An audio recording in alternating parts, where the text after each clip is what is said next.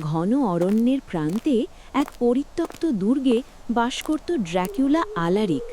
শতাব্দীর পর শতাব্দী সে মানুষের রক্ত পান করলেও তার হৃদয় ছিল শূন্যতায় ভরা।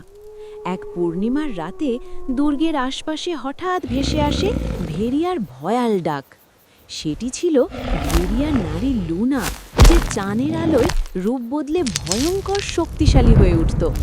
প্রথম দেখাতেই দুজনের মধ্যে শত্রুতা তৈরি হয়, কারণ দুজনই অন্ধকারের সন্তান। কিন্তু সময়ের সাথে সাথে তারা বুঝতে পারে একাকিত্বই তাদের আসল অভিশাপ। আলারিক লুনার ক্ষত সারিয়ে তোলে, আর লুনা ড্র্যাকুলাকে শিকারীদের হাত থেকে বাঁচায়।